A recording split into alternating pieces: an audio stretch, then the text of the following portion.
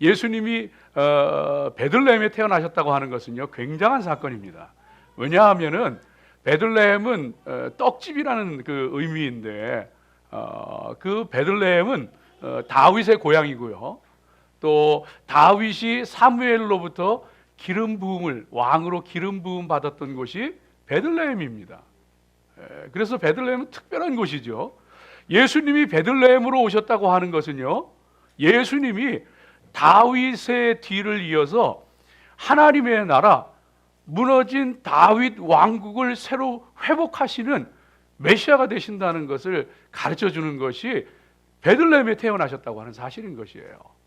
그래서 예수님은 유다 지파의 다윗의 후손으로 오셨고, 그것도 베들레헴에 태어나셨고, 바로 이 다윗이 기름 부음 받았던 그 베들레헴에서 생명의 떡으로 우리 가운데 오신 것을 보게 되어집니다. 여러분, 이 귀한 사건을 우리가 오늘 맞이하면서 깨닫게 되어지는 것이, 예수님께서 베들레헴에 태어나신 것, 그 사실 하나도 하나님의 계획과 뜻 가운데 있었구나 하는 것을 우리가 깨닫게 되어집니다.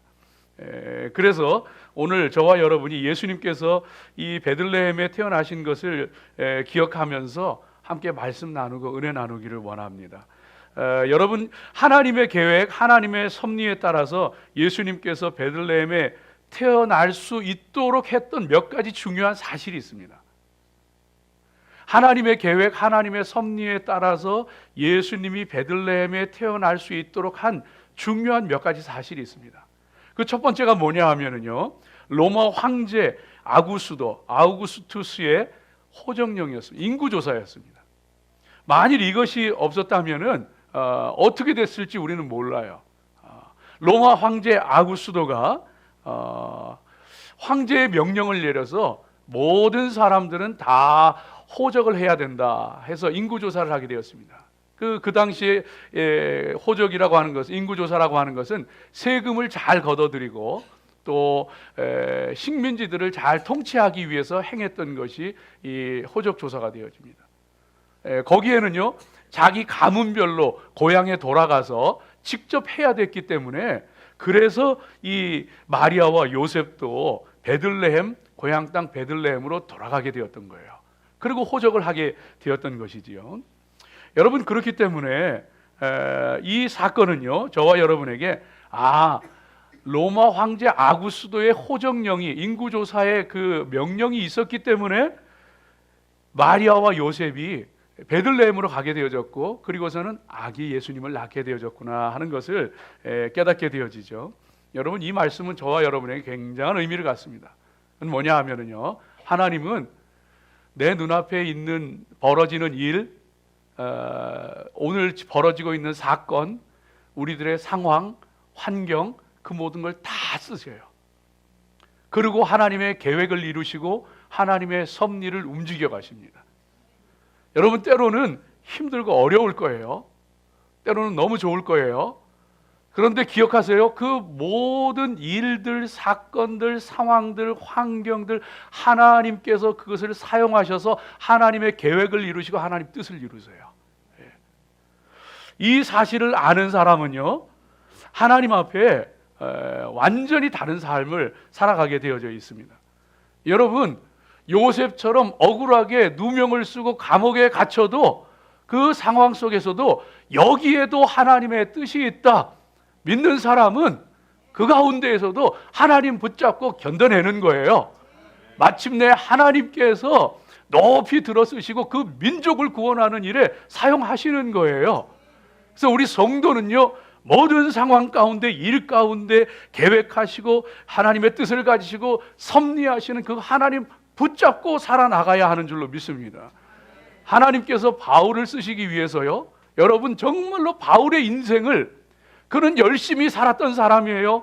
경건하게 살았던 사람이에요. 그렇지만 하나님께서는 그를 뒤집어 놓을 필요가 있으셨어요. 왜냐하면 예수님을 믿지 않고 예수님 믿는 사람을 핍박했기 때문에 그의 인생이 아무리 열심히 있고 아무리 경건하다고 할지라도 그의 인생을 뒤집어 놓을 필요가 있으셨어요. 그래서 다메섹에서 밝은 빛을 보고 사흘 동안 눈먼 장님으로 지나게 하셨어요. 그 사건을 통하여서도요, 하나님께서는 그의 인생을 180도 뒤집어 넣어버리고 맙니다. 예수님을 영접한 후에도요, 그가 정말로 하나님 앞에 쓰임받기 위해서는요, 고향 길리기아 다소에서 10년이 넘는 시간 동안에 아무도 모르게 숨어 지내는 은둔해야 되는 때도 있었어요. 그 사건을 통하여 하나님께서 그를 다듬으셔서 높이 들어 사용하시더라고요. 사랑하는 여러분, 하나님은 우리를 향한 놀라운 계획을 가지고 계시고, 하나님은요, 우리의 상황과 환경과 일들을 통해서 하나님의 뜻을 이루시고 하나님의 역사를 이루어 가십니다. 내 눈앞에 무슨 일이 있든지 간에 하나님의 뜻이 있다, 계획이 있다 믿고 그 하나님 꽉 붙잡고 믿음으로 살아가시기를 주의 이름으로 축복합니다. 여러분, 한국에 그 김동호 목사님이라고 계세요. 김동호 목사님이라고 계신데 이분이 교회 개혁을 위해서 정말로 몸부림치고 애썼던 분입니다. 그래서 교회가 정말로 거듭나고 새로워지도록, 하나님의 영광을 위해서 세워지도록 정말로 그 자기의 그 삶을 바쳐서 헌신했던 분이에요. 그런데 지금은 이제 나이가 들고 은퇴하셨는데 은퇴하고서 병이 드셨어요. 암이 걸렸어요. 암이 걸려서 고통스러운 시간을 보내고 있어요. 그런데 그러면서 이분이 새롭게 시작하게 된 미니스트리가 있습니다. CMP, Comfort My People. 이분이요, 한평생 뭔가를 바로 세우고 뭔가를 개혁하고 그런 일에 헌신하고 달려왔던 분인데, 이제는 암이 들어서요, 고통 가운데에 그 남은 인생을 비관하고 한탄하며 고통스럽게 살아가는 것이 아니라, 하나님이 남은 시간, 하나님 알겠습니다, 하나님 깨달았습니다, 왜 나에게 이 암을 주시고 고통을 주셨는지 알겠습니다, 그러면서 하시기 시작한 일이 암 환자들, 병자들을 대상으로 CMP, Comfort My People 미니스트리 시작하기 시작했어요. 그래서 그들을 위로하는 거예요. 하나님 당신들 사랑하세요. 병이 들었지만 하나님은 여전히 여러분을 사랑하세요. 축복하시고 함께 하셔요. 힘을 내세요. 용기를 내세요. 위로하는 사역을 하시는 거예요. 여러분 기억하세요. 하나님은요, 우리 눈앞에 벌어지는 모든 일들을 통해 그 가운데 하나님의 뜻이 있고 하나님의 계획이 있고 섭리가 있어요. 하나님 굳건하게 붙잡고 믿음으로 살아가시기를 주의 이름으로 축복합니다. 황제 아구스도가 호정령을 내린 것 때문에 오히려 마리아와 요셉은 베들레헴에 가서 아기 예수님이 베들레헴에서 태어나시도록 하는 일에 한 몫을 하게 되어졌던 겁니다. 또 하나의 중요한 사실이 있습니다.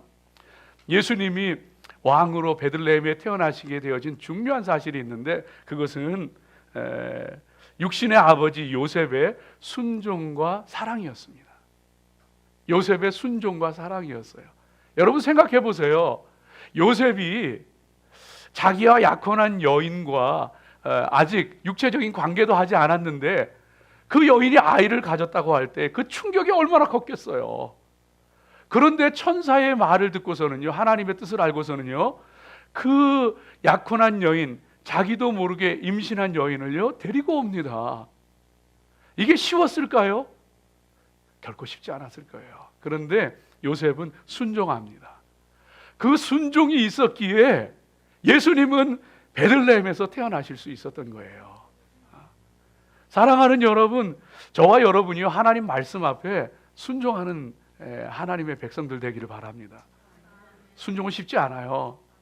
네, 여러분 생각해 보세요. 요셉이 단지 싫어서 그 동정녀 마리아가 임신했다는 소식을 듣고서 단지 싫어서 끊어버리고자 파혼하고자 했을까요? 아니에요. 네. 그렇게 순종하기 위해서는요, 믿음도 필요했고 용기도 필요했어요. 왜? 천사가 들려준 말이 정말로 사실이라면은 주저할 필요 없어요. 지체할 이유 없어요. 정말 성령으로 잉태된 것이고, 이 여자가 부정한 일을 저질러서 아이를 임신한 것이 아니고 정말로 하나님의 계획 가운데 성령으로 잉태하였다면은, 그렇다면 그 믿음이, 그 사실이 믿어지기만 한다면은 주저할 필요 없는 거예요. 믿음이 있으면요 순종할 수 있는 거예요. 왜 순종하지 못하는지 아세요? 믿음이 없어서 그래요. 용기가 있으면 순종할 수 있어요. 여러분 생각해 보세요. 그 여인을 데리고 왔을 때에 그 당시에 결혼하지 않은 여인이 아이를 가지면은 돌에 맞아 죽을 수 있어요. 함께 있는 사람들은 숱한 조롱과 비난을 받을 수 있어요. 그럼에도 불구하고 요셉은 마리아를 데려왔어요. 용기예요. 세상 사람들이 뭐라고 얘기하든 무슨 손가락질을 하든 여기에는 하나님의 뜻이 있고 나는 이 여인을 사랑하고 그러기에 그 모든 비난과 조롱을 감수하고서 그 여인을 데리고 온 거예요. 사랑하는 여러분, 순종하기 원하세요? 하나님의 뜻을 이루기 원하세요? 그렇다면 믿음을 가지세요. 용기를 가지세요. 우리에게 믿음과 용기가 있다면요, 여러분요 할 수 있어요. 순종할 수 있어요. 하나님 말씀에 순종하려고 하면 두려워요. 하나님 말씀대로 살려면 이렇게 하다가 망하는 거 아닌가? 하나님 말씀대로 살려고 하면 이렇게 하다가 세상에 왕따 되는 거 아닌가? 이렇게 살면 너무 고생스러운 거 아닌가? 이러다가 정말 쓸데없는 짓 하고 고생만 더 하는 거 아닌가? 하나님 말씀대로 살아가려면요 두려움이 없으면 그래요. 믿음을 가지세요. 하나님이 함께 하시고 전능하신 하나님이 붙잡으시고 용기를 가지세요. 주님께서 우리와 함께 하시고 그러면 순종할 수 있어요. 순종할 때 하나님의 놀라운 역사가 일어나요. 순종할 때 하나님의 기적이 일어나요. 우리 믿음의 사람들은 그래서 하나님 앞에 이 믿음과 용기의 순종으로 나가게 되어질 때에 우리 인생 가운데에서도요 성탄의 기적과 같은 역사들이 우리 삶 가운데 나타나는 거예요. 제사장들이 하나님의 법궤를 메고 갈라지지도 않은 요단강에 발을 내디딜 때에 요단강이 갈라지는 역사가 일어났어요. 주님의 제자들이 주님 앞에 나를 따라오너라 하는 말씀을 듣고 배와 그물과 가족과 모든 것을 버려두는 용기를 가지고 순종하였을 때에 사람을 낚는 어부가 되어지는 역사가 일어났던 거예요. 사랑하는 여러분, 저와 여러분이요 정말로 하나님 앞에 믿음으로 용기로 순종할 수 있는 하늘 백성으로 하나님의 뜻을 이루고 하나님의 기적의 역사를 맛보며 체험하며 살아가시기를 주의 이름으로 축복합니다. 베드로는 순종하며 배 밖으로 발을 내디뎠을 때에 물 위를 걷는 기적을 체험하고요, 모세는 살인자임에도 불구하고 40년 동안 초야에 묻혀서 양을 치는 목부에 불과했지만은 하나님의 말씀에 따라 애굽으로 가게 되어졌을 때 민족을 구원하는 지도자가 되어지는 거예요. 저와 여러분 하나님 앞에 정말로 요셉의 이 순종이 하나님의 그 귀한 뜻을 이루고 기적의 역사를 이루고 놀라운 역사를 이루었구나 기억하면서 하나님 앞에 이 성탄절을 맞이해서 더욱 순종으로 설 수 있는 저와 여러분 되어지길 바랍니다. 사랑을 기억하십시오. 요셉의 순종과 사랑이었어요. 요셉의 사랑이라고 하는 것은 오늘 말씀 가운데 너무나도 잘 나와 있어요. 여러분 로마 황제가 이렇게 호구조사, 인구조사를 했을 때에 그때에 12살 이상 된 여자들도 다 호적을 하게 돼 있었어요. 그래서 마리아도 가게 되어졌는데, 그런데 그런 경우에는 본인이 직접 하지 않고 그 가정의 가장이나 아니면 어른이 대신할 수 있도록 했었습니다. 즉 말하자면은 마리아는 직접 가지 않아도 됐던 거예요. 직접 가지 않고 요셉이 대신 가서 마리아까지 호적 등록을 하면 되는 거였어요. 그런데 오늘 본문 말씀에 보면은 이 만삭인 배가 불룩한 이 마리아를 데리고 나사렛에서 이 베들레헴까지, 베들레헴은 예루살렘 남쪽에 있는 도시가 되어지는 거예요. 그 먼 곳까지 그 먼 여행을 하게 되어졌던 거예요. 장정이라면 어른이라면 관계없지만 만삭이 된 임신부로서는요 힘든 여행이었을 거예요. 그런데 요셉은 데리고 갑니다. 안 가도 되는데 왜 그랬을까요? 왜 그랬을까요? 이유는 간단해요. 결혼하기도 전에 임신한 여인, 사람들의 눈총받을 여인, 그 사랑하는 자기의 아내 마리아가 자기가 없는 동안에 사람들로부터 받을 질시, 사람들로부터 받을 미움, 비난, 조롱, 거기에서 보호하기 위해서 마리아를 데리고 간 거예요. 마리아에 대한 배려, 마리아에 대한 사랑, 그것이요 베들레헴에서 아기 예수님이 태어나도록 만드는 놀라운 일에 일조하게 되어졌던 것을 보게 되어집니다. 여러분, 요셉의 이 따뜻한 마음과 사랑이 하나님의 뜻을 이루는 데 사용되어졌습니다. 성탄절을 맞이해서 여러분, 저와 여러분도 곁에 있는 사람, 함께 하는 사람, 가족들 좀 더 배려하고 좀 더 사랑할 수 있는 그런 성도들 돼야 되겠습니다. 내가 만나는 사람, 내 곁에 있는 사람 사랑하라고 붙여주신 거예요. 그 사람 사랑하세요. 사랑하라고 만나게 하시고 사랑하라고 붙여주신 거예요. 제가 여러분을 만난 것은요, 목사로서 여러분 사랑하라고 붙여주신 거예요. 여러분이 저를 만난 것은요, 부족하지만 저를 위해서 기도하고 사랑하라고 붙여주신 거예요.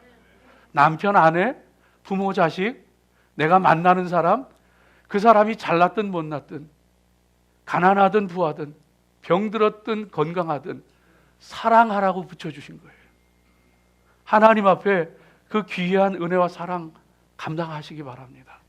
그럴 때 하나님의 뜻이 이루어지고요, 하나님의 기적이 일어나는 거예요. 이틀 전에 덴버에서, 콜로라도 덴버에서 한 사람이 은행 강도를 했어요. 그래가지고 돈을 다 털어가지고 나와서 가면서 길거리에서 돈을 다 뿌렸어요. 메리 크리스마스! 메리 크리스마스! 모르겠어요. 이게 할렐루야인지 뭔지는 모르겠지만 anyway, 하고 싶은 얘기는 성탄절입니다.